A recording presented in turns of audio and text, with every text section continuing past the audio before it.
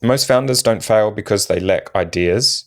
They fail because their operations don't scale with their ambition. In this video, I'm going to show you exactly how we fix that for a real business.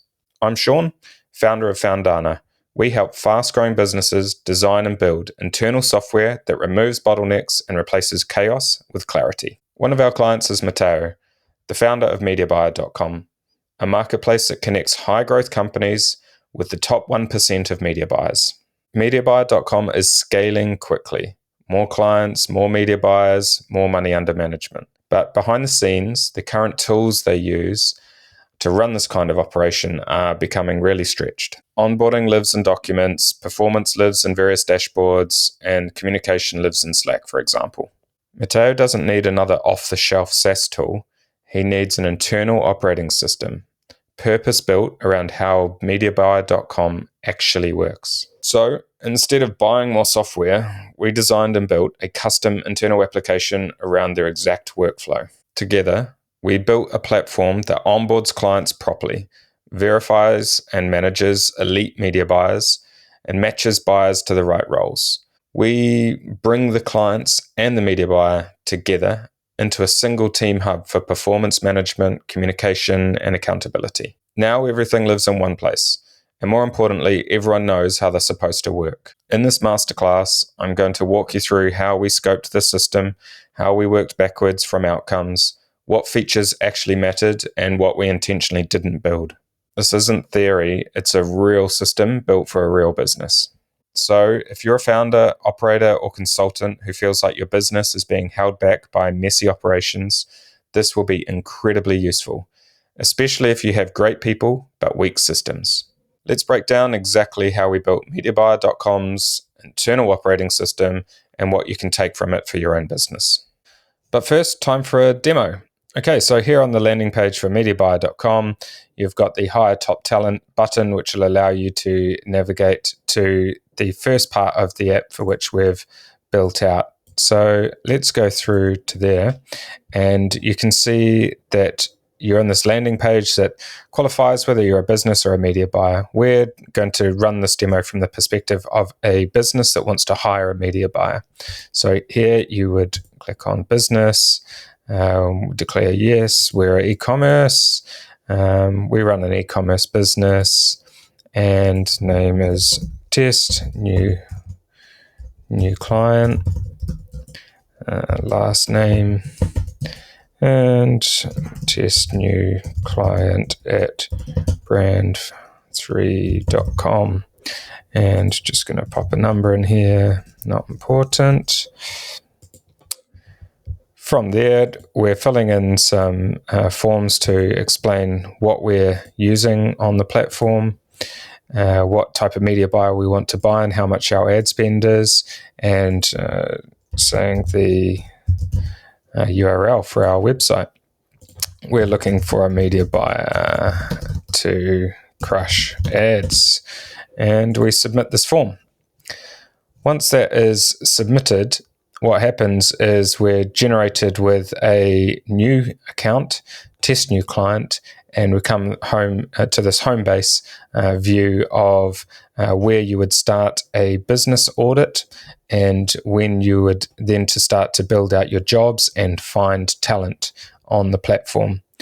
At the moment, if we go to jobs, there's going to be no jobs because we haven't created one yet, and there are no talent profiles that are linked to the account just yet because we haven't been through the business audit, and these will populate eventually as we start to go through the processes. So that's the onboarding experience, and then it prompts you clearly into the audit. Once you've completed the audit, the media buyer team will start to match the client with the talent that they need. So now let's have a look at it from the admin perspective. Okay, I'm going to log in as an admin, and here we can see as an admin user all of the jobs on the platform, all of the talent on the platform, the verification process for new media buyers, and the ability to create job posts. Here now, because we're looking at it from the admin perspective, we see all of the jobs and we can dive into the specifics of the job itself. We can also see all of the talent, some of its test data, and the media buyers that are on the platform. This will be populated with full data when the platform is migrated. But now you can see, as an overall user of the media buyer backend platform, you can start to see all of the jobs that are coming through, all of the talent that's on the platform, and manage the verifications of media buyers as they start to apply. From there, you can also move into the creating a job post and create it on behalf of the new client that we just signed up. This is now the home base for managing all of the things from new client creation, media buyers to join the platform for the marketplace, and everything associated with the mediabuyer.com organization. We'll demo it to the client from here and iterate to see what is the next functionality that needs to be added to the platform. This is what we'll take you through a masterclass on how to build next. Okay, so first of all, let's check out mediabuyer.com. As I said, they're essentially a marketplace where they bring together high growth companies with the top 1% media buyers. It's a verified network of media buyers. They do a lot of work to make sure that the community is built out with absolute rock stars. You can see some incredible clients have used mediabuyer.com, Athletic Greens, publishing.com, for example, to name a few. And they're essentially the number one marketplace for hiring media buyers in the world. The scope of this project is something I worked through with the founder, Matteo, in detail. We built together a lot of wireframes and have spent a lot of time understanding their requirements and how they work. I'll take you through the high-level summary of this before we get into the build. So, first of all, in the product thinking phase, the key jobs that need to be done here are, as a client, joining the product. So signing up, applying. So they fill in a role, a job description for which they would like to get filled by a quality media buyer. They'll need to create the job description and get guided through the interviewing and onboarding phases. They can also potentially invite their team members to the portal as well. There's the media buyer side where they want to apply to be a verified media buyer. And then once they're accepted, they manage their profile and apply to roles. There's the mediabuying.com team. So that's the customer service team that create matches, facilitate interviews, and help to ensure that clients get matched with media buyers. And finally, there's media buying admin team that monitor the contracts and the general users. So there are the 5 types of roles and jobs to be done. There are 2 core process flows here. There's the client journey where they apply, come through and select candidates, agree a contract and start working with their media buyer. And then there's the other side, the media buyer, who applies, gets verified, then looks for jobs, agrees contract and start working together. I've gone through a lot of this framing and have mock-ups for these process flows in more detail, but I won't go through that just now. We'll start with a high-level approach. So after starting with the type form, there is an existing type form application which is built into the website. I believe it's here. So when you come into the website, you're essentially starting as either a business looking to hire or a media buyer. So this entry point of the form already exists, and this is going to be the starting point for how we're going to build out the project. So if we come back into here, this allows us to identify whether the user is coming in as a media buyer or a client, and it allows them to create an account. From there, we'll build out the product. The pages that you then end up on differ depending on what role you are, but essentially you have a jobs page where a job gets created, a media buyer profile page where you can view a media buyer, and you have home pages for both the media buyer and the client. There are obviously then the onboarding journeys that need to take place in order to end up at these static pages. So we're going to start with the type form, build out some static pages, build out the onboarding journeys, and then end up with the home base, which is where clients and media buyers and the mediabuyer.com team all come together to manage the media buying for a specific company. Ultimately, also, we need to make sure that we've got a way to process media buyers in volume. There's a lot of people that apply to mediabuyer.com, and there's a lot of verification and screening activities. They don't all get through. There's only 1% essentially that make it through. So we need to make sure we manage this process carefully and help the mediabuyer.com team actually monitor all of that. We've got the roles that we talked about before: client owner, client user, the media buyer, the media buying admin, and media buying team as individual roles. Should just note as well, we do have some mock-ups that helped us start to get a feel for the design. The form mock-ups, a couple of screenshots from there. We've also got some mock-ups which have been built out for the job description, as well as the media buying profile, and what it looks like when you've got multiple media buyers applied to a role, and homepage for a media buyer that's looking for work. These will help guide us as we go. It's great to have these quite detailed mock-ups as we start to run the build. So this is all of our home base for the planning exercise, and now we can get into the build.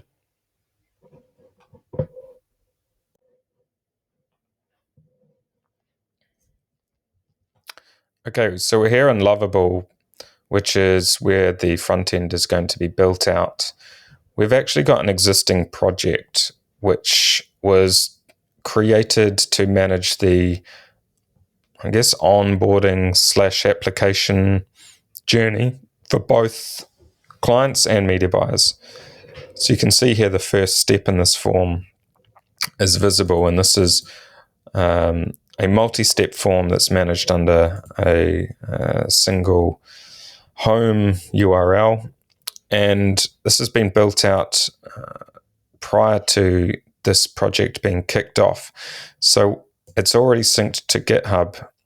What I'm going to do is start by making sure that we've got a new branch for development. So I've created this new branch called dev app.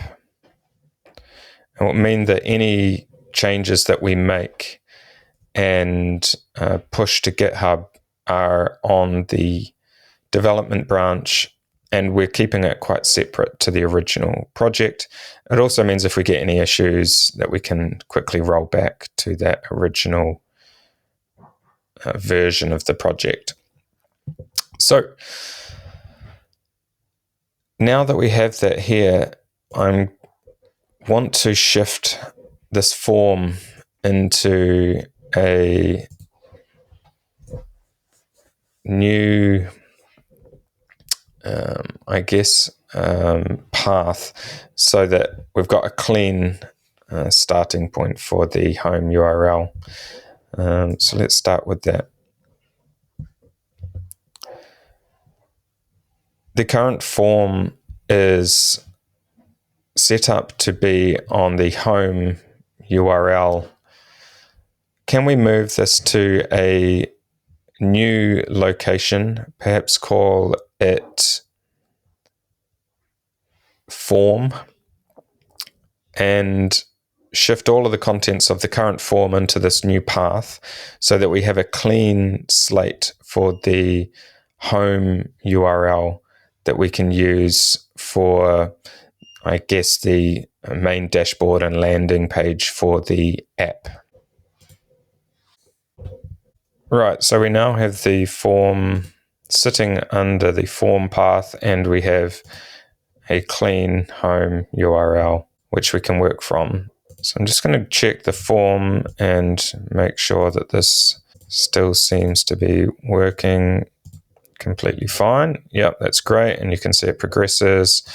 And then we've got this new page here, which is welcome to media buyer. Formatting, and it doesn't look like we've got the primary button colors and things retained. Same with the header menu. So I'm just going to see if there are any design patterns set up and whether or not these can be retained and pulled across to the new page. The form has a number of design elements and design patterns, fonts set up, as well as color schemes for the button and the logo in the header. How much of this is retained at project level so that we ensure that all pages in future retain the design guidelines, fonts, colors, all of those types of things. Okay, so it's done in order of the design system. We have some stuff that's centralized, fonts, CSS variables, Tailwind, but then we've also got some duplicated and hard-coded colors. So primary blue is hard-coded, text colors hard-coded. So there are two systems running in parallel. It's made a recommendation to consolidate these, and I think this is a good idea, especially to do early. Otherwise, it will become a mess as we build this out further. Okay, so it's made the changes. However, it does appear as though this next button and the progress banner down the bottom has been lost. So I might just check what's going on there. With these changes that were just made, the next button is no longer shown as primary blue, and the progress banner along the bottom for the form has been lost. Can you please check how these are colored to make sure that we've got proper contrast for these elements as they were before? The design system changes shouldn't have actually changed any of the colors that were being used, but just making sure that they were standardized and captured. Okay, so it looks like it's picked up the fix for the colors on the progress bar. Still noticing, of course, that when I click on an element, the state of the next button makes the next text invisible. When I select an element, for example, business, on the which best describes you part of the form, it activates the button, but the button then goes to an invisible state where the text is a white on white background. Can you make sure this is also applying proper contrasting so that this is visible to the user? Brilliant. So that's all resolved now. We've got the proper contrasting and everything looking okay. The only thing I notice is this general is change color. I've got an original screenshot of what we're trying to do, and that general seems to be in a different color. So I'll just fix that. The general pre-heading, which sits above the which best describes you element, is in what appears to be a dark or black color. And this used to be the more primary blue. So can we just check what that formatting is and fix that if need be? Okay, that seems to be fixed now. I want to check all these changes, so let's play back the design system. Can you please now play back the design system, including the fonts and colors that are applied universally that I can refer to throughout the build? Okay, now we've got clarity on the fonts being used, the brand colors, primary blue, a primary dark, and a primary foreground, and various background colors, as well as the text colors. So I should be able to refer to these as opposed to specific hex codes, for example. I'm going to see if I can change the general, because I think that's actually primary blue, but it should be primary dark. Can you please change the pre-heading general, which sits above the which best describes you, to the primary dark as opposed to the primary blue? Perfect. Okay, now we can come back to our new home page. I want to bring across some of the navigational and design elements from the form. On the new home page, I want you to bring across the header section, which included the mediabuyer.com logo and the avatar images with the need help. And also there's a background faint background image that appears to be sticky in the background. When you scroll, it stays in place. I want to bring that over as well, so we've got both of those elements in the new home page as well. Brilliant. We've now got those elements. As you can see, the background and the header section is all populated, and it looks a lot more consistent across the two pages now. All right, so back to our plan. We have to, after being through the type form, that initial form that is already built out, we want to make sure we're identifying a user and that they have an account. We're not actually going to be building this out at the moment, but we want to represent on this page that we're actually now in a logged in state. On the index page, we need to remove the need help question mark with the avatar icons and now replace that with a single avatar or profile headshot image. The image should also allow for a clickable to showing the email address of the logged in user. And I would also like to have a tag of the user type visible next to the profile icon to help us troubleshoot and build out the app, which will be later removed. So for now, let's pretend we're in the context of a media buyer admin role, so an MB, capital M, capital B admin, and that can be the tag associated with them that is shown in the header. Okay, we can see that's now been applied. We've got the email, which is logged in, and the tag here. This is all just a mock-up. It doesn't actually link to anything at the moment, but it helps us just understand and build this out as we go. Now we're going to start with the find work element of the portal. So media buyers would be able to come in and find work. It's essentially also where the jobs will live. So it needs to be a index list view page that is discoverable through the header menu. So let's start with the menu item and then creating the page. Can we add a find work menu item in the header, centralized? We'll have multiple of these, but let's start with the first one, find work. This should take us to a new page called jobs, which is an index page for all of the jobs on the platform. Let's start with the header menu and a placeholder jobs page based on a similar look and feel to the attached. I'm just inserting a screenshot of a mock-up for what would be a single job. The attached has a single job summary view, which would be one of many listed on the jobs index page. Okay, so we now have the find work menu item and a find work page. I think there's obviously some cleaning up we can do. I'm not sure on the dark background, so let's try to make that a little more discreet, and this blue should be in the darker color.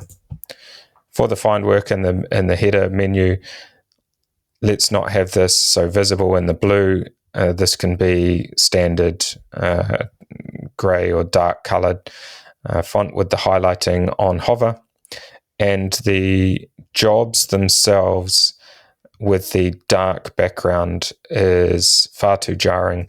Can we still have these contained in a card state but make it a light theme background? So a light theme background with darker theme or dark contrast text elements, so that this is a lot more subtle in nature. Okay, this is much nicer. We've got the find work now and these elements which are in light theme. What I'm going to do now is actually build out the clickable state, because you can't actually go into a job, so we'll create the actual job template page. Got a screenshot for it. Let's bring that in. Now let's create the job template page that is nested under the jobs path. So when you click on an individual job, you explore the full job based on the associated template. Let's generate this with placeholder information as an example, but we will come back later and use real-world data to make sure this is all functional. Okay, so that's now done. We can click into an individual job and it brings us into the jobs view, and we can navigate back to the find work view. I don't like the padding for some reason. It's lost that padding, so I'm just going to put that in. On the jobs page, it looks like we've lost the padding that was used, or the margins around the cards that we had in the find work view and the rest of the product. So can we match that to ensure that we've got sufficient padding either side of the overall job? I'm talking about the padding and margins that are on the outside left and right hand side of the cards on the index page seems bigger than the same on the actual jobs page. You have applied the change in internal padding. I want to revert the internal padding of the card, but we're talking about the external margins. Now, please make sure the margins on the jobs page are similar to those on the cards on the job index page. I want to make sure there's nice, clear lines on the right and left hand side of the entire portal on the job page in particular. It's far too cramped against the edges. Okay, much nicer. We now have a much cleaner design matching the find work. All right, now that we have the jobs structure in place, let's do the same for the talent. Can we add a new talent page in the header menu? It will take you to a similar index to the find work, but it will now be find talent. And this will have a index of all of the media buyers that are on the platform, build it out in a similar way to our find work design framework, but taking into account the screenshot that I have attached also. Let's start just with the index page, and then after that I will do an individual talent page similar to the jobs structure. Okay, so we've now got the find talent view and find talent page similar to the find work and find talent with the profiles as per the mock-up. So we can now do the similar click through into the individual talent profiles. I've attached a mock-up for the talent profiles page. So similar to the jobs, you should be able to click into the individual talent profile and view their entire profile. Let's start with mock-up data, and we will be populating this with real data and database later. All right, so it's completed. We can now click into the individual item and view the profile for the individual, which has done an amazing job based on the mock-up. This just shows when you've got a decent amount of mock-ups and time spent in the design stage, it can do a really good job at replicating these very quickly. So this is brilliant. I really like this card on the right-hand side of the media buyer view that is sticky. So I want to recreate this in the jobs profile. The sticky card that sits on the right-hand side of the talent profile is really, really nice. So let's try to recreate that for a job with a focus on the company that is associated with the job. So we would have a placeholder image for perhaps the company logo or their website preview or something like that in place of the talent photo. And then various details. I've attached a screenshot of some of the details that could be associated with this company, for example, or associated with the job that has the sticky widget.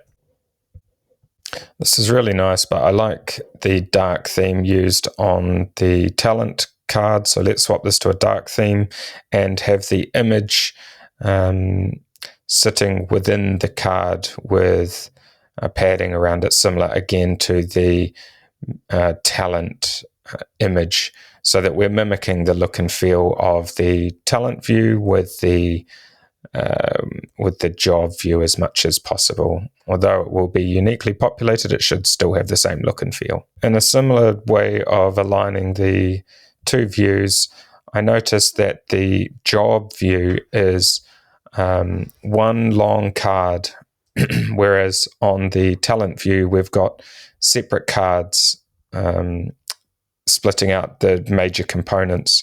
Let's align the jobs view with the talent view so that we've got individual cards, so, such as the header, which is in the contrast dark theme, and then you've got the 4 elements, and then you've got the description, and then there's the responsibilities, qualifications, skills, and tools. Let's separate all of those individual elements out similarly in the similar form that we're doing on the talent page. Okay, this has all been separated out nicely and looks really, really nice. Beautiful. So now we've got the find work and the find talent index pages, all viewable from a media buyer admin. So at the moment, we're pretending we're in the context of every kind of admin view, so you can see everything. You can come into the find work and find talent views to view all of the lists, and then go into the individual deep dives for both the jobs and the media buyers. Let's park it there. All right, we're starting to get to the point in time where we need to start considering roles. So the different,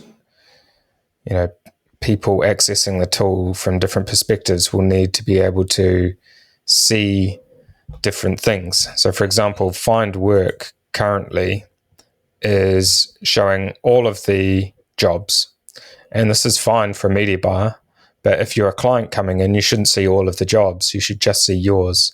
And same goes for finding talent.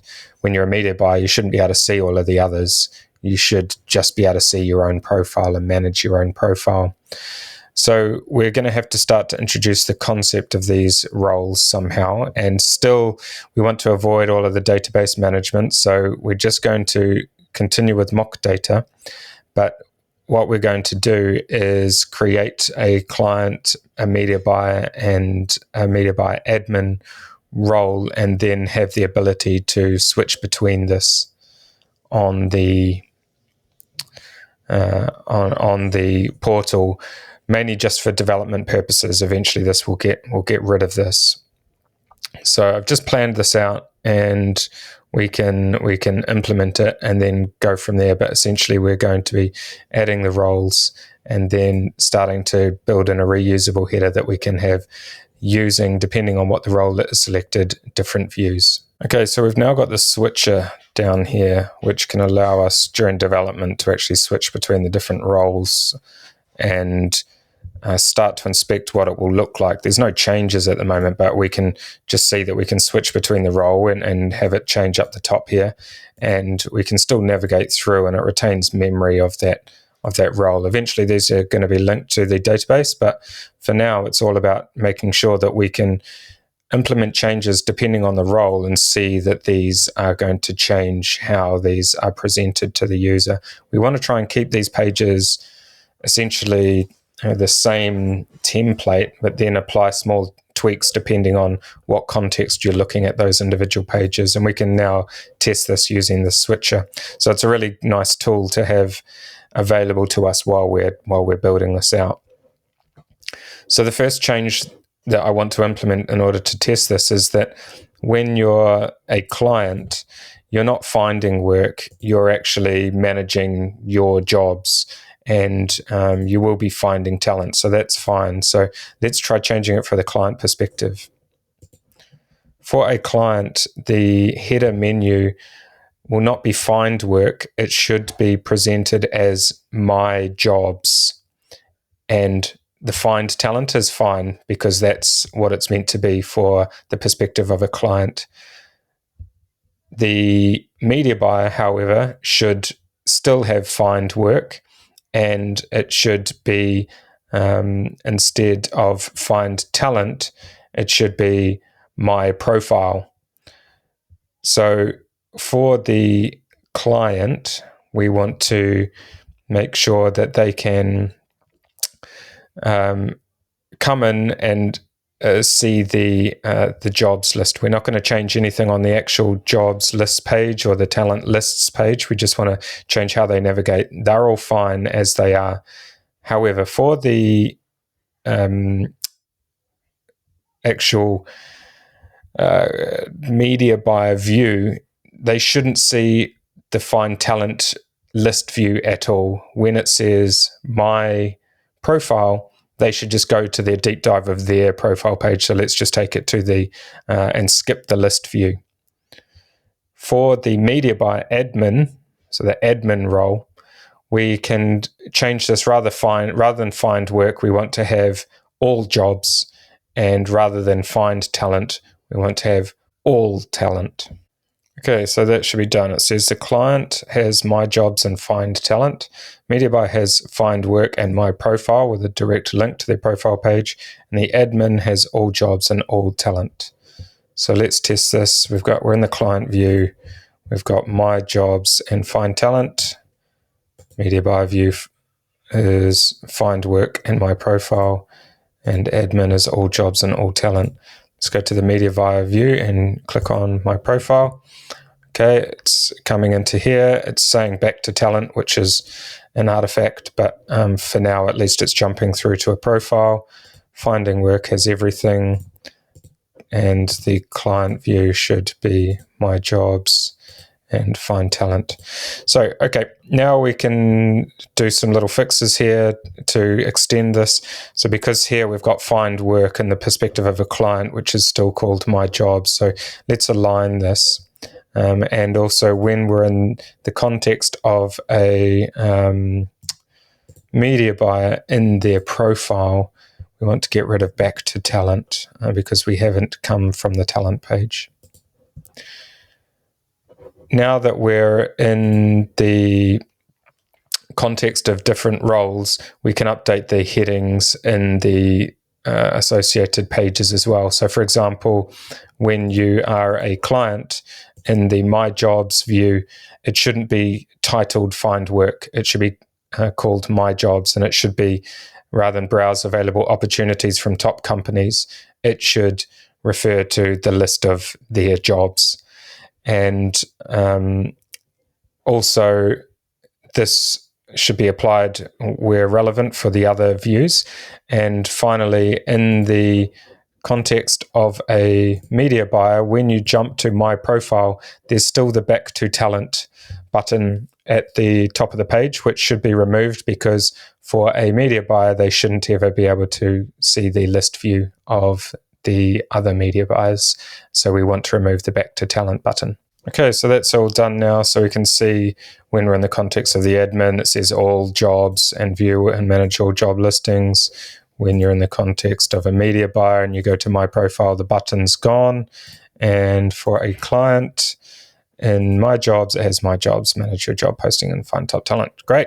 So this is coming together now. One thing I have noticed as well is that we, on this index, or the icon for the logo at the top left, we're navigating away to the home page. I might either we change this to be back to the index, which is probably the easiest, or we add a home at the top here. So I think for now, let's make the index linkable through the logo.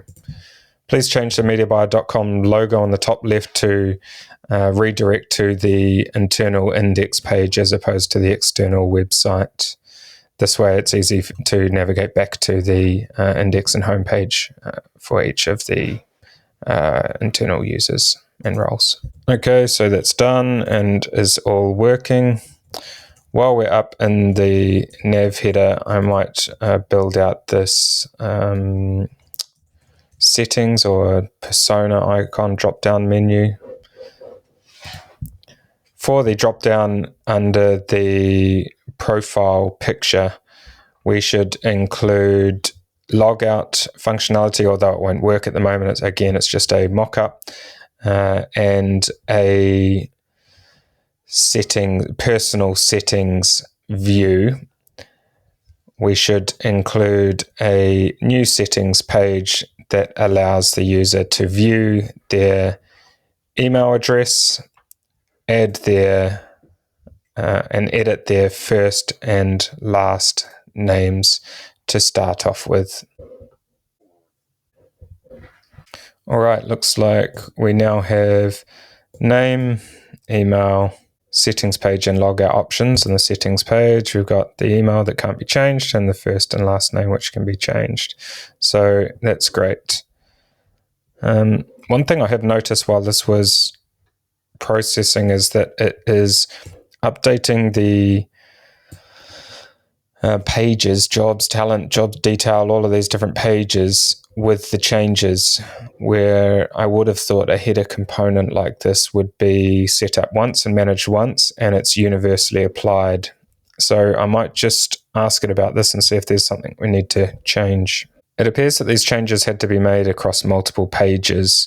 Is there a reason that we're not having a universal header that is automatically applied across any page that uses it? Okay, as suspected, there are two implementations here. We've got a reusable component, and then we've also got individual edits in the headers, and it's just saying it's happened naturally through the changes that we've made, and it's suggested that we refactor, which means kind of rebuilding out the code to consider this to be more a better structure for future, which is a key learning here. Always read what it's doing, what it's thinking, and what it's processing, because you'll find hints here that something might be a bit funny that needs fixing, and it is good to prompt it to refactor like you would with a normal development project.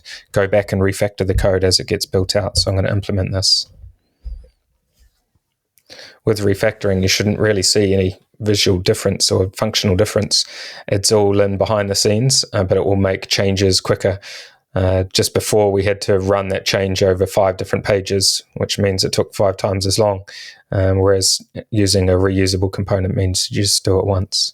All right, so it's done the refactoring, and it's saying it's eliminated 300 plus lines of duplicated header code, which is all areas where bugs and stuff can exist. So that's great. We should probably do some quick testing just to make sure that we haven't screwed anything up.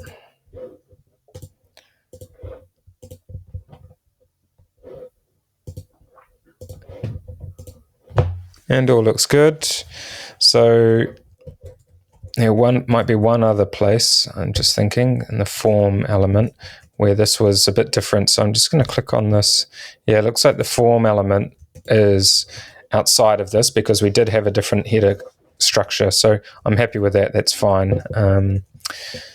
Okay, the last thing I want to do is on the index page is make this a better experience, and depending on your context, what you see should be presented better. And we don't want to have the start qualification form in here because that's a different user journey entirely. So I've got a screenshot of the actual form that we have. So it's actually a screenshot of this, and so we want to recreate that.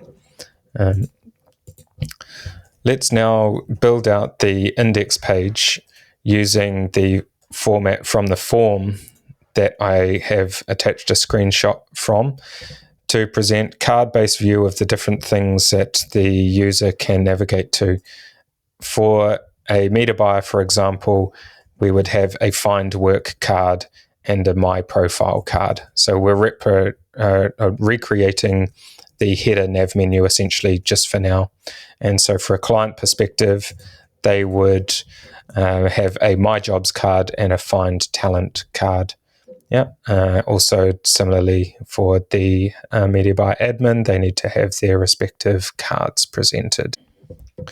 Beautiful. So it's got dashboard view, welcome back, and let's just see how this changes. Yep. So find work in my profile for media buyer, and welcome back, admin.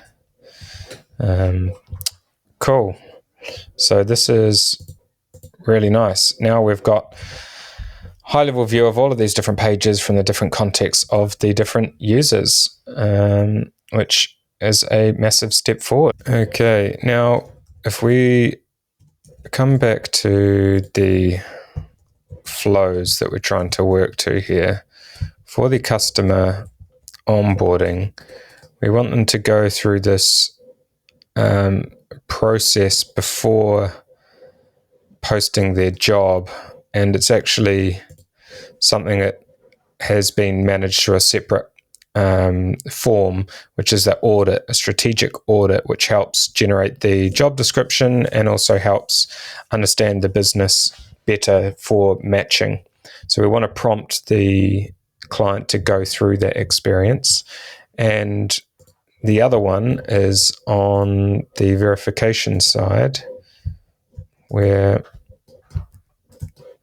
we want to make sure that a media buyer comes in and they start their verification process before they have to pass that before they can go into all of the other components. So we want to have the entry point for this being the index page, and we want to present it on up above these two options because they're kind of activities that happen before anything else, really. So let's try to figure out how to do this. On the media buyer index page, we need to have a card that sits up above the find work and my profile cards. We can have it as a full width, so spanning the same width as the two cards, because it's the primary call to action when people first arrive here, which is to complete verification. And the subtext can be something along the lines of complete your verify your credentials to gain entry to the top 1%, or verify your top 1% media buying credentials, something along those lines. And this should really be clear that this is the most urgent piece of action that needs to happen. So it needs to have a clear CTA and point attention towards this. Similarly, on the client page, we want to do the same, but this time it will be the complete business audit. And this subtext is around share details about your organization to help find the perfect top 1% media buyer. This type of language. Again, this needs to be the primary CTA. Let's not make them clickable just yet. We'll build that out after we've put these components in. All right, so we've got these in here now. So from a client perspective, it's pushing them towards completing the business audit. And for the media buyer view, it's pushing them towards completion of their verification. So we've got these two primary CTAs in here. I will now get the link for the audit. So I think we will build this out inside the app, but for now we can have the link to be done through here.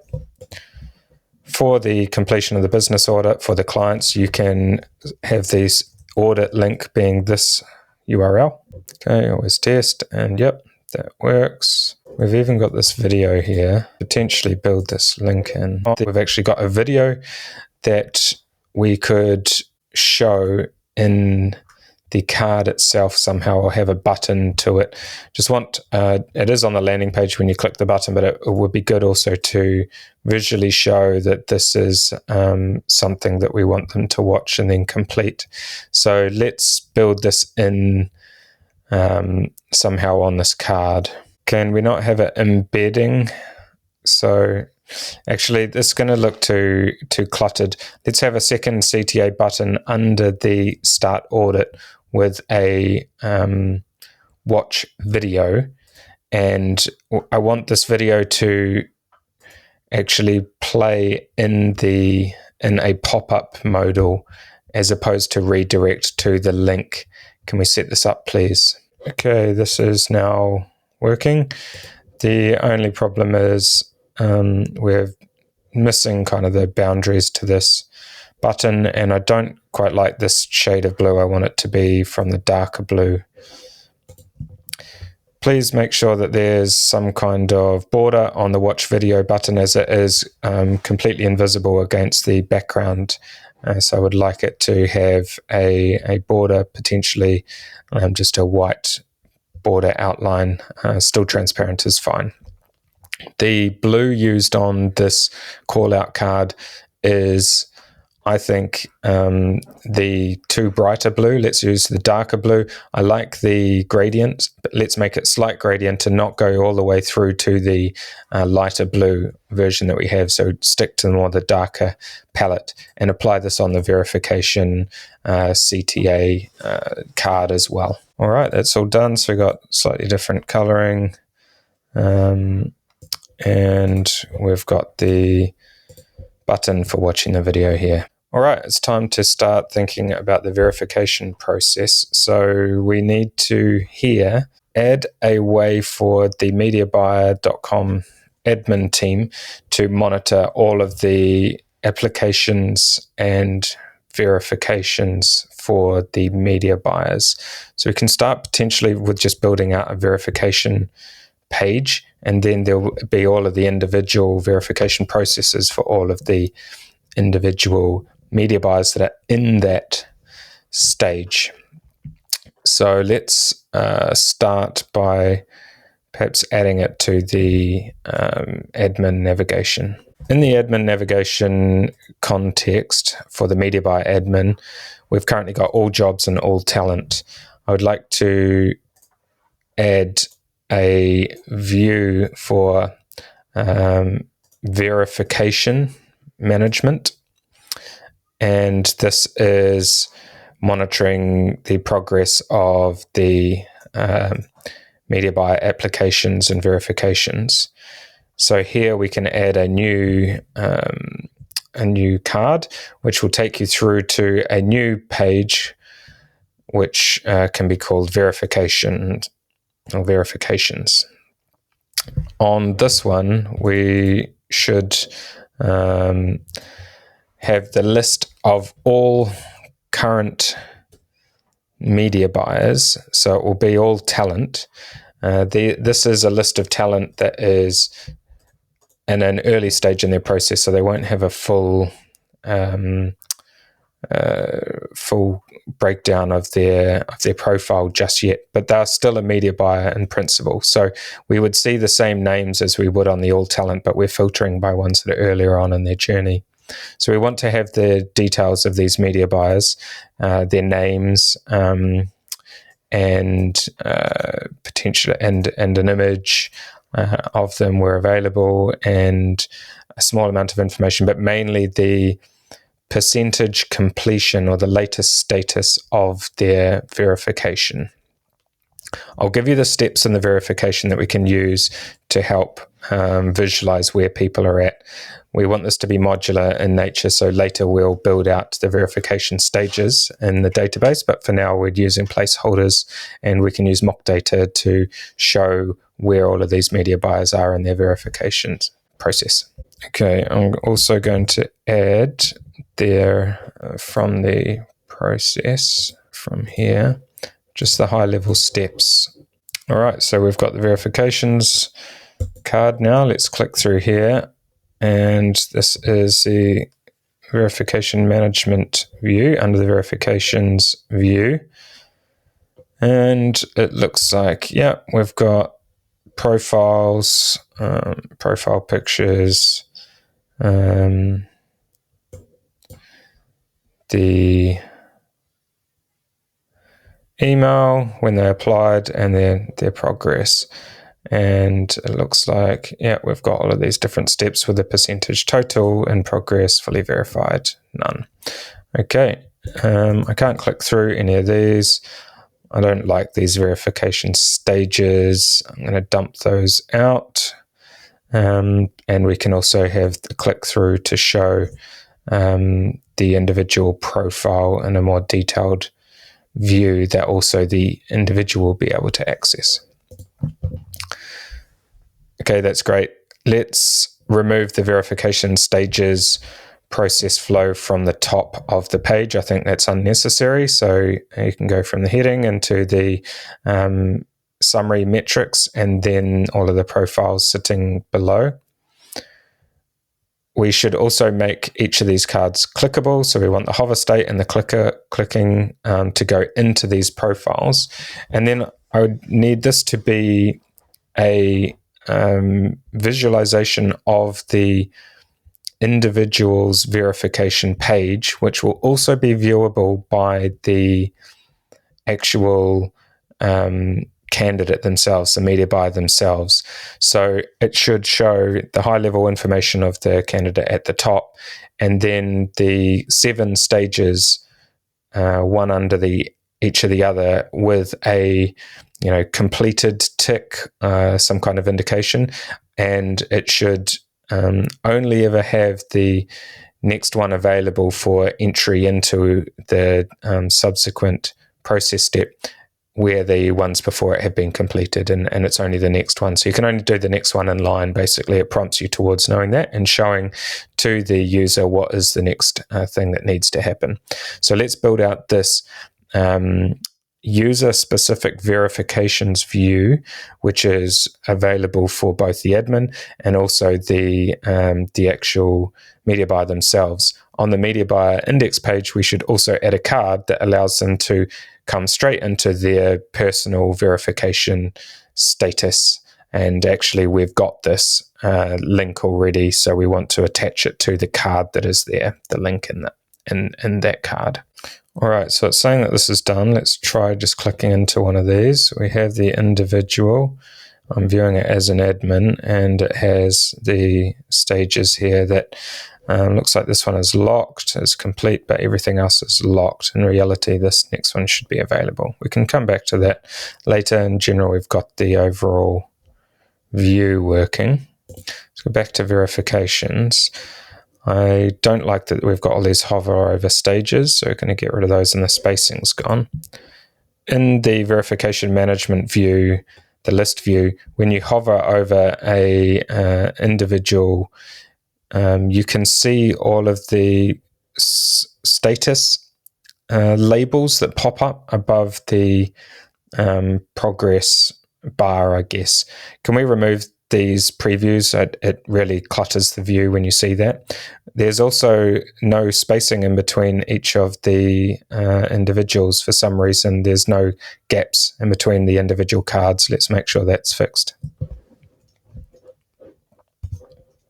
Okay, while that's running, let's have a look at the view for the media buyer. So here we've got this complete verification. And if we go view progress, verification not found. Okay, so it's trying to get there.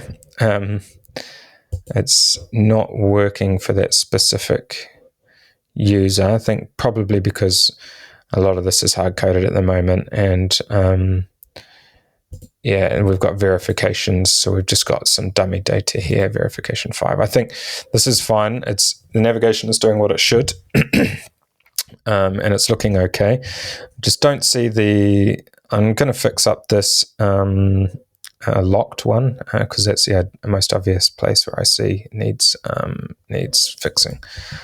On the verifications details page for verifications 5, there's an initial application that is complete, and then everything else is locked or presented as locked. We need to show that the one after the initial application, so AI cognitive screen, is needs action. So there should be a button or CTA button that says, okay, ready or start now, that shows that the next stage in the process is ready for them. Great. Okay, so that's working. It says it's ready. It doesn't have a hover state click, so we'll need to build that in. However, it does show that it is kind of active. And here, when we're in the viewing it by an admin, it says you can go back to verifications and a verification status for an individual. If you're looking at it from the context of a media buyer, it says my verification and your verification progress, which is great. So Here we go. So it says on this view it has start now. It's actually determined that the media buyer should be the one that's progressing this, as opposed to the admin where it's just giving a status update, which is actually quite a nice experience. Perfect. Okay, the other thing I did notice when we're in the context of an admin, you have this verifications view up the top, which has been inserted as well. So when you're in the index, you've got verifications, you've got these 3 options, and you can also come directly into it up the top. Awesome. I think now the only last piece is probably creating a job post, which for now I think I only want the admin to be able to do. This is quite similar to how they're running the business currently, so they will not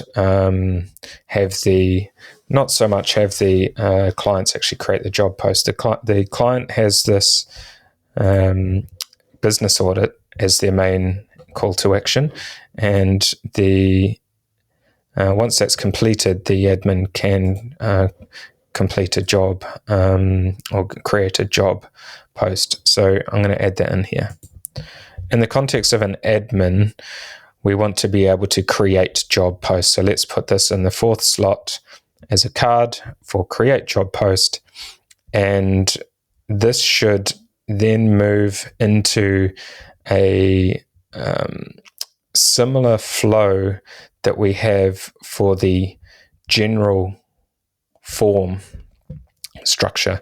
However, it will be prompting the user through all of the elements that are needed to create a job post. Can you please plan out how we might do this, given our understanding of what is included in a job post based on the detail mock-up? I'm doing this as a chat, first of all, as it's a bit complicated and I want to make sure that it plans it out appropriately. Okay, so I've reviewed it and it has a decent plan, so I'm just going to hit implement. All right, so it says that it's done and we've got this new create job post here. Let's click on this and all right, we've got a similar type of structure. Interesting that we've got the progress up the top as opposed to down the bottom as we did in the, let's have a look at this other form, where that's sitting down the bottom. So that's one difference. Some of this. Company details. Let's see. Here we go. Long-term contract. E-commerce. Funnel type. Monthly ad budget. Engagement. Duration. Platforms. Look at this. It's picked up those other platforms from the other one that we had previously. Industry verticals. It's just not working.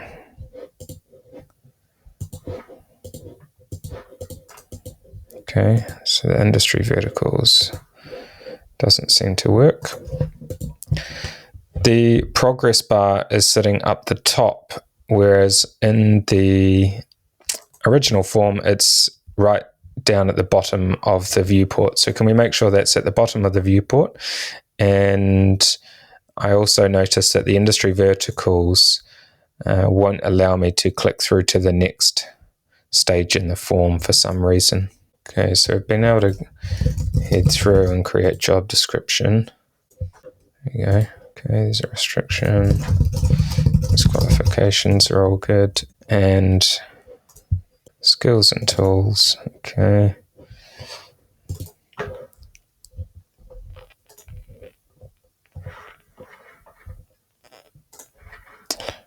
Okay, there's some additional information here. I'm not so sure why it's got that in. I'm going to keep it in for now. But finally, I see that this progress bar, the buttons are still the wrong way around. So if we just go back and check the form, we saw that the buttons sat much higher than the progress form. The buttons themselves still sit below the progress form tracker, which is meant to sit right at the bottom of the viewport. Please check the current form path, so the default entry form for the entire tool, to match the configuration on this new job description or job posting form to make sure they share the same layout and structure and continuity of look throughout. Okay, so we've fixed the progress bar and the layout, but we've lost the header banner, and we've also lost the context switcher for the role and access rights. So let's make sure that, because this sits within the product and is still part of the experience for a media buyer admin to navigate backwards and forwards through, that it should feel like it's within the application itself rather than looking like an onboarding form, which was the purpose of the original form. Beautiful. So we've now got the create job post that sits within the normal nav and has the clean form experience. So that is that for our overall front end. We've now got the different roles, client, media buyer, and admin, that can come into the index page and see different call to actions and navigational structures. We've got the overall jobs list and individual jobs themselves. We've got the list of talent and the talent themselves.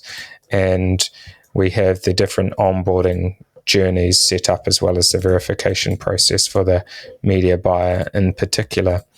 So, which we can find through verifications, and let's change into an admin, and here the verification progress.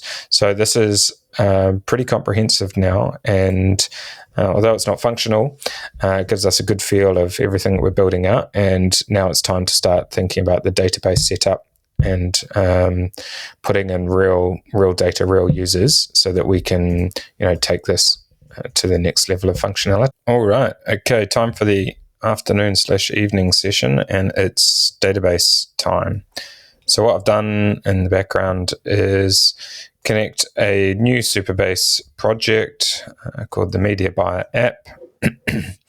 And from there, we should be able to start building out all of the database structure and objects as needed to run on real-world data as opposed to mock data, as we've been doing up until now. So I've verified the connection, and the first thing I think we want to do is get the users table and authentication all set up. It did suggest that this was the first step that we take as well, but I agree. So let's get started with that. Now that we have the Superbase project connected, we need to start creating the user management and auth structure.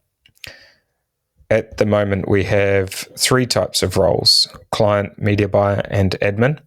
Let's stick with this notation and create a user structure that ensures that we only ever have one of these roles assigned to an individual email address, and the user is always linked to a unique email address.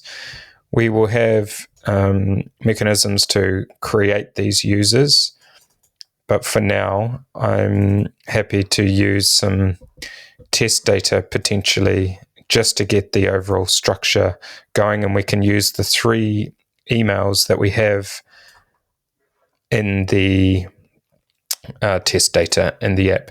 Can you start to plan out this process and what needs to be done in order to start implementing this? All right, so it's found the 3 roles: client, media buyer, and admin. It's found the mock users, and it's had a look at the suggestions and explained that we should have the roles in a separate table, 1 role per user profiles table, and a companies table. So the companies table is a new concept where we'll link the clients to the company, and then it's planned out all the steps to do this. I'm happy with this. I'm going to implement it, but before I do that, I just want to come into Superbase and come to the project settings and authentication, I think it is. And in the sign-in providers, I'm going to turn off the confirm email. This is going to help through development. just for testing and creating users much more quickly. We'll turn it back on later, but for now we can implement this plan. All right, we can now see in the tables that we have the companies page set up, profiles set up, and user roles set up. We don't have any users, I don't think, just yet. We have a look in the auth, and we can have a look at users. No, none of these have been set up. So we've just set up the tables for now. And next is suggesting implement the authentication page and update the user context to use the real Supabase auth. So here we're basically trying to make sure that we've got the login, log out functionality all working. So yes, let's create the authentication page to ensure that we've got a mechanism to log out and log in. For now, we won't have a option to sign up via the authentication page, purely because this will be happening through another flow currently. So let's leave that out of the auth page. Okay, so it's created that. We've got this funny view on the index, which is a bit strange. And we should have now, yes, we have an auth page. I'm going to query what's going on here because this is a very strange index experience, but we should be able to go back to auth, and yes, this is now the sign in. Simply just sign in experience, and we'll come to here and I'll just ask what's going on. On the index, I can see dashboard and welcome text, and the rest of the screen is all blank. Should we not auto redirect back to the auth page in the case that we don't have an authenticated user? What's going on this page? And has this got implications throughout all of the pages? Okay, so there's no unprotected routes, meaning you can still navigate to these pages as an unauthenticated user. It's identified this as a result of my prompt and has an implementation plan. Okay, so now if I try to navigate to the index, we're going to be redirected back to the auth, which is great. And in order to get access back into here, I think I'm going to have to create a user. So let's come into Supabase and add a user, create new user. Let's go Sean at test.doc. Okay, so I've created this user. Let's see if this works. All right, so it's brought me in. It's treated me as a media buyer, it appears. I've got this widget down here in this media buyer. I'm not sure if this is going to be right, but let's see how this works. So I'm just going to ask why it's defaulted me to a media buyer view. I'm going to see find work and my profile. This is all still placeholder content, but at least it's logged me in. And we've got Sean at test.com, the email, and I don't think I've got, if I put an email in here, my email, I'm not sure if this is going to work.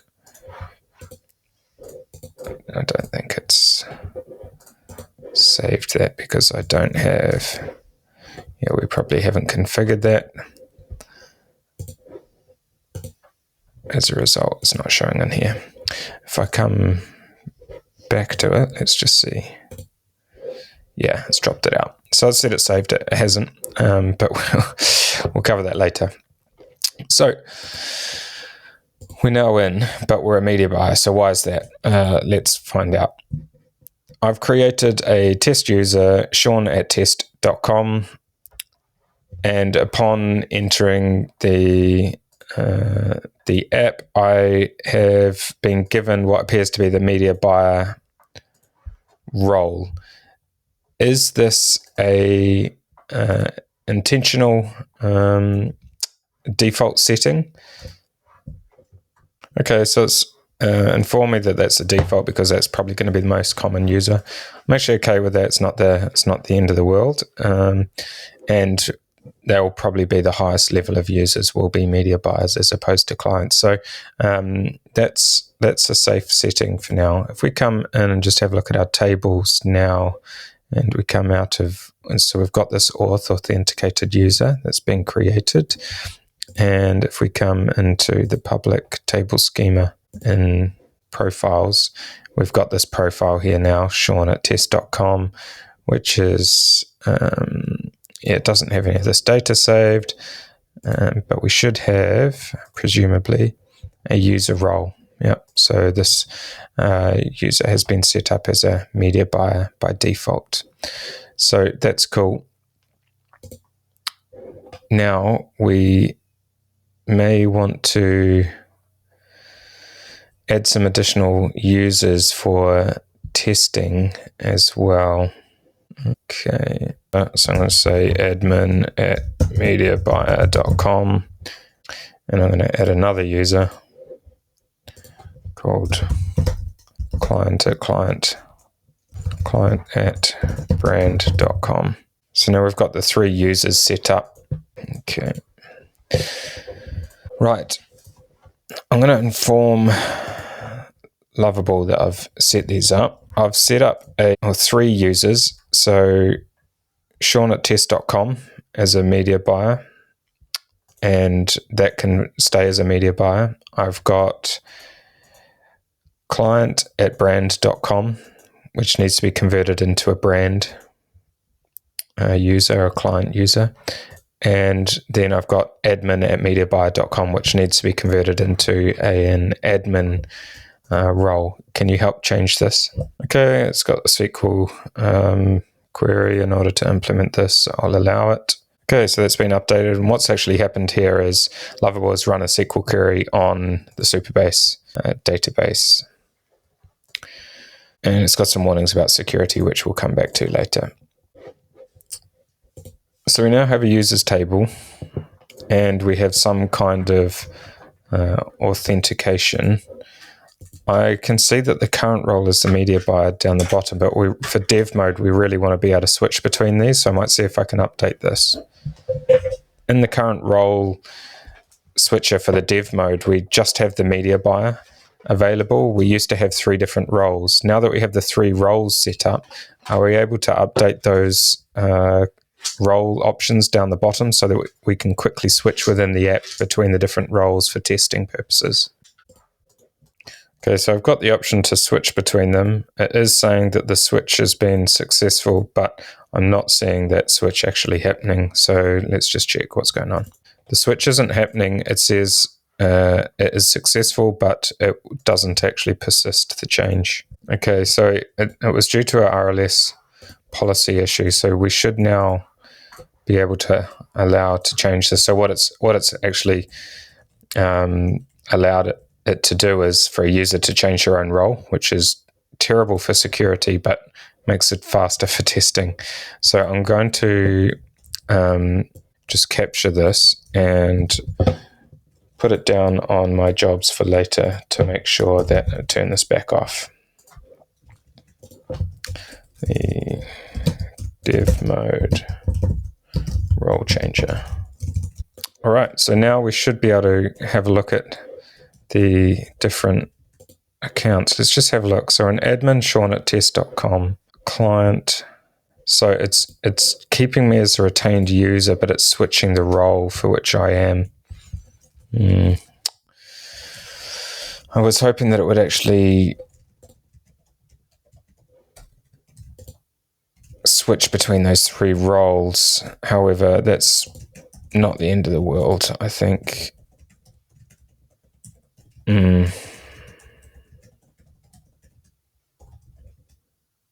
Actually, I'm going to remove this. So let's get Sean@test.com to always be the media buyer. This is too dangerous. Let's remove the dev mode switcher, and I can log in and out using the 3 different accounts that I've just created. So please revert the RLS policy to make sure that you can't switch your roles, and remove the dev mode switch role component at the bottom right entirely.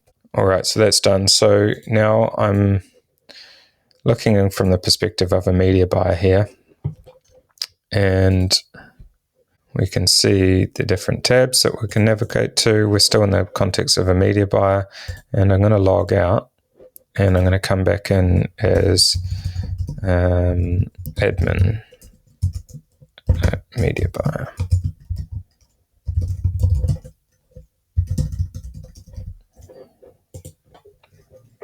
And now I'm in as admin, and whereas admin at mediabuyer.com, so we can see the different menus. So this is functioning as it should, which is great. We've still obviously got no management over this, the data which shows up in here, but that's fine. Just from a initial setup perspective, it is interrogating the role and presenting the right things. Next thing to set up is the jobs table. So in here we've just got dummy data for these 3 jobs. Let's create one example job. In order to do so, this will have to be linked to a client as well.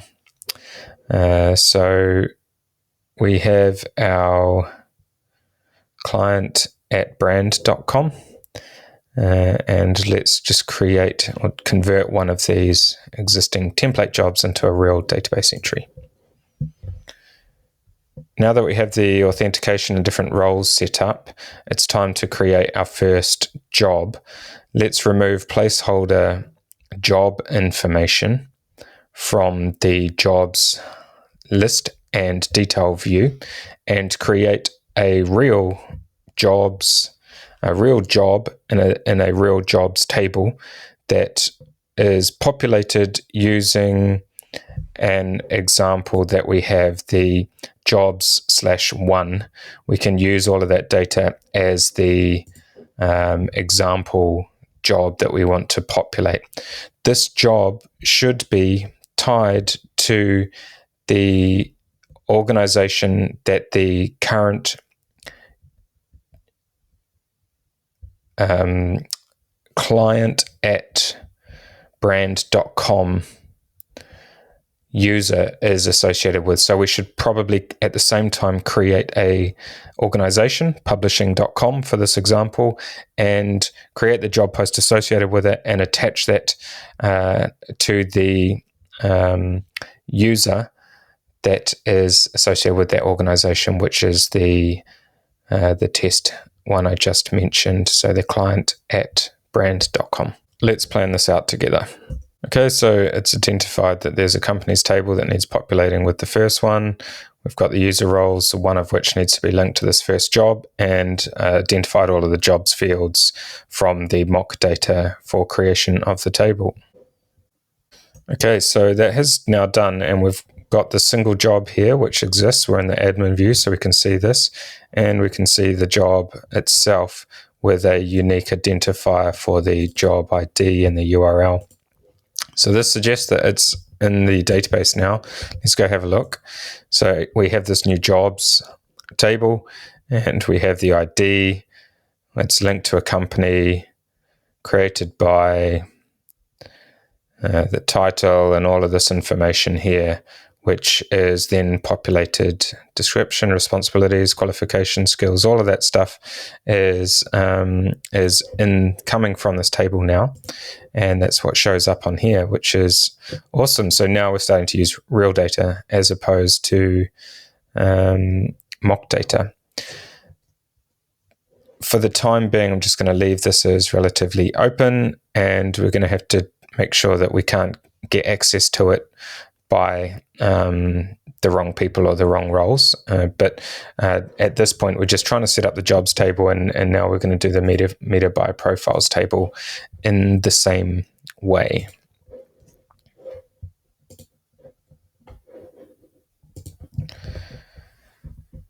Great. Now it's time to actually populate the media buyer profiles as well, in a similar fashion to what we did for jobs.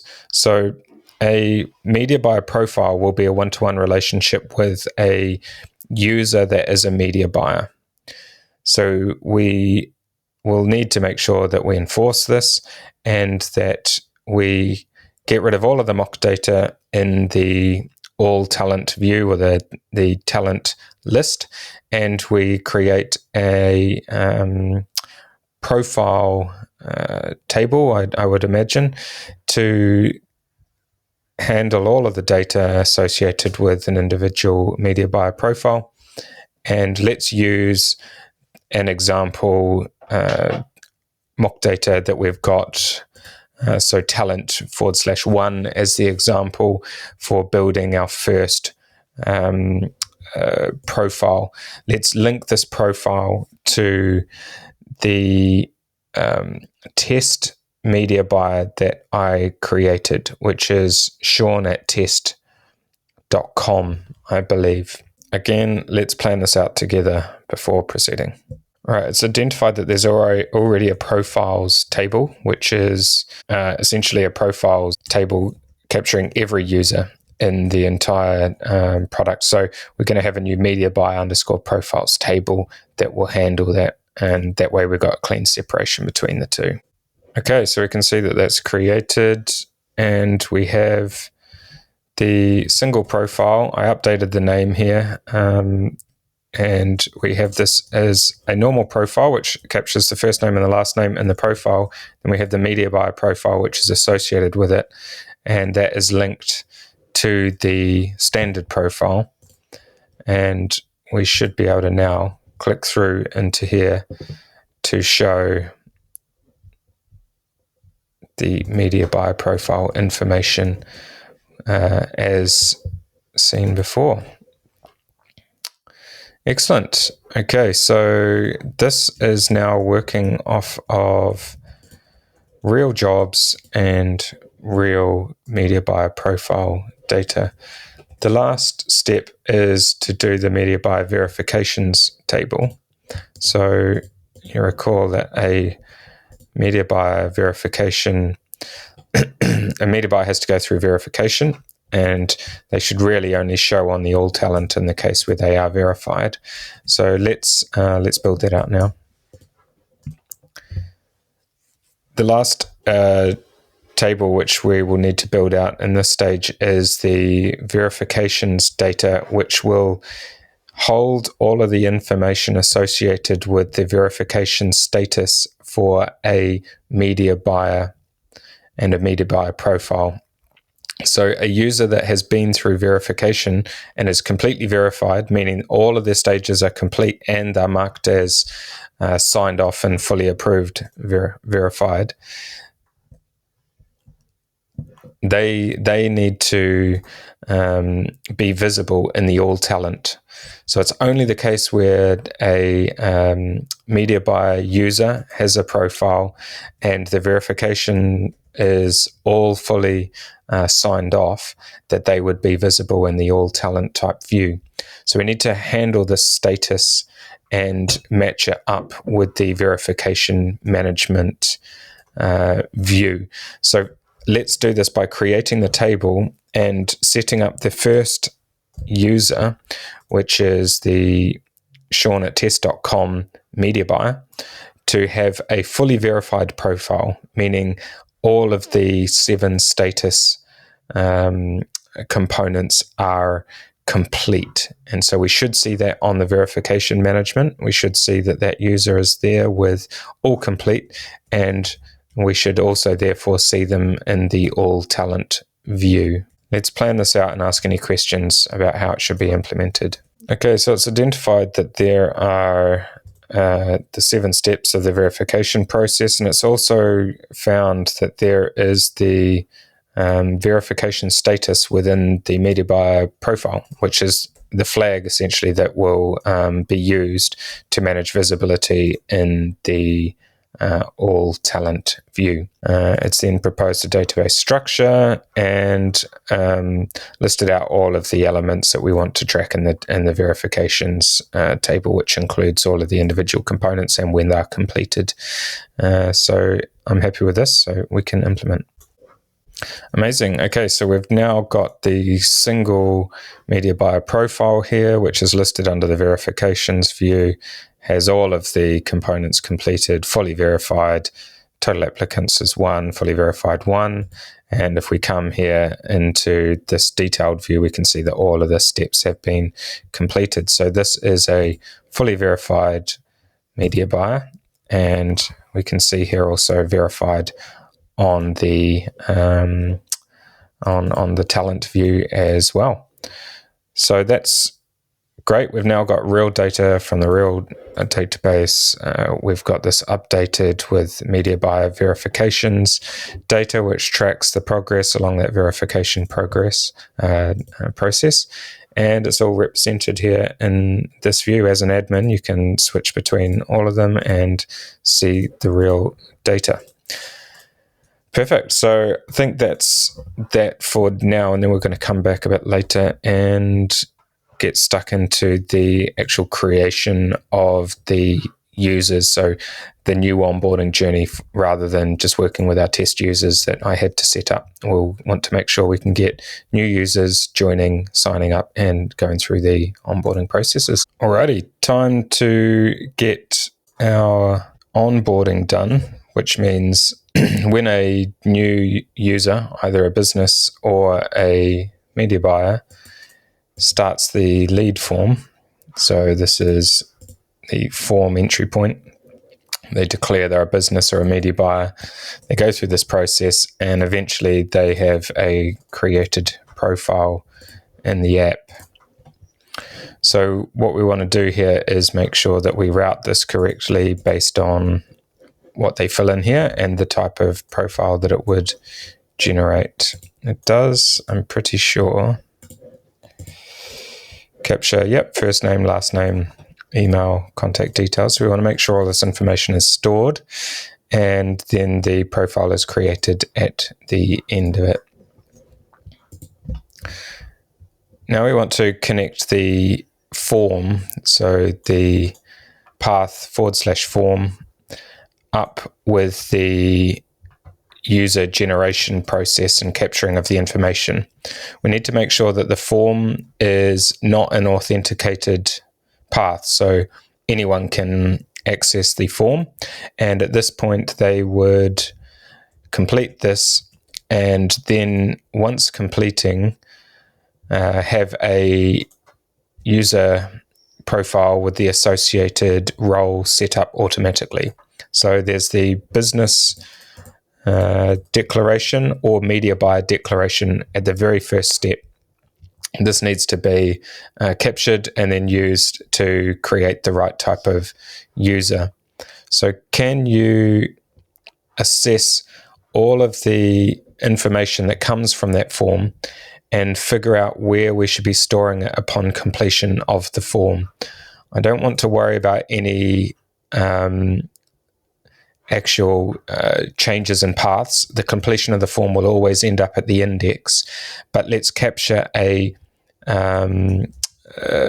qualified or unqualified tag based on the criteria that used to be in that form. Let's plan this out together. All right, so it's worked through all of that and has some questions about password and email confirmation, error handling, and CV management. So for password handling, for now, we shouldn't confirm anything via email. We're going to keep that off. We can come back to it later. And for the password handling, let's generate a temporary password, and we'll require reset at a later point in time. If the email already exists, then I think we should stop at that point in time. So identify and present an alert that you can't create a new user because it already exists. And for CV storage, yes, let's use Supabase storage for storing files in future. With that in mind, we can implement the plan. Okay, that's all done. I'm going to test that. Before I do, I just noticed that you can be in the form when you're an authenticated user, which seems a bit odd, so I might want to redirect that to the index. at the moment, as an authenticated user, you can navigate to the form. Should we handle this better by perhaps redirecting back to the index? We don't want to get in the case where an authenticated user is completing the form when they're already in the platform. Okay, it agrees, so we'll get that done. And while that's happening, we can log out, although we should validate that that happens first. And yep, it's happening, so let's log out. Now we know that we're logged out, we can try, rather than the auth, we can try the form path. And this is fine, we're not authenticated. We can also check what happens if we actually try to come to the index. We'll get kicked back to the auth, so that's good too. So here we can come into the form. And let's see how this goes with creating a new business user. So, yes, we do. E-commerce, yes. Let's go. New test user. Email new test at brand.com. brand2.com.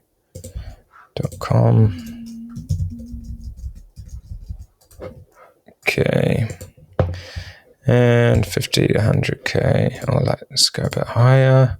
Meta and YouTube ads, and monthly ad spend 50 to 100K. Business is brand2.com. Okay, and media buyer to crush ads. And submit. Here's the moment of truth. So it's presented us with a demo called redirect, which I think was always happening, but we want to have that go to a new path instead of this, so we might need to fix that behavior. Okay, so it hasn't applied the redirect as discussed, so I'm just going to have it do that now. Okay, so I just tested the form again, and I can see that we're getting a new test user showing up here in the profiles. And they've been assigned a client user role, and we're getting the form submissions data all being stored with an outcome as well. So that's all functional, which is super nice. I haven't tested the media buyer flow, but we can do that as well. And afterwards, they're redirected, automatically logged in, and land on this index page. Okay, so now that we've got the users set up with their various journeys to get created, and we've got the admin, the client, and the media buyer roles, just wanted to query the RLS policies to check what is available for each. And you can see here that we've got a printout of the admin role, saying the admin can pretty much do everything except for insert a profile and delete a profile. They'll have to be done through the database Superbase directly. A client role has a lot more limitations. It can only update its own profile, and it's only able to update jobs for its own company. Everything else is select, and you can only really see that it's verified and available media buyer profiles that it can see. The media buyer can only see its own media buyer profile and only update its own profile here. It can only see open jobs. And so, yeah, we can see that the media buyers have access to more jobs. Companies will only see its own client roles will only see its jobs that are associated with its own company. So I think we're pretty good in terms of what's been restricted and how things will be accessed. This is a good exercise just to check and make sure as you're going through about who can see what alongside your testing. Right, and that's where we're going to leave this project for now. It's time to demo what we have with the client. So we'll present this back and iterate. What I want you to take away from this isn't really the specific features we built or the exact tools that we used in the process. It's the way we thought about the problem, how we broke it down, and slowly, incrementally built out the functionality we wanted to see. This wasn't about building software for the sake of it. It was about removing friction, creating clarity, and designing systems that support how the media buyer business actually operates day to day. For MediaBuyer.com, that's meant turning a growing complex operation into a single shared operating system, I hope, where their clients, the media buyers, and the actual admin team can operate and have all of their decisions in one place. The same principle applies to any growing business, really. When great people start to feel stretched or confused or reactive, it might not be a talent problem, it could be a systems problem. So if you're at that stage where spreadsheets, documents, and off-the-shelf tools are starting to creak, that's often the signal that it's time to design something more intentional. Hopefully this breakdown gave you a clear way to think about that and a way to approach it in future without overbuilding or overcomplicating things. Thanks for watching, and I'll see you in the next one.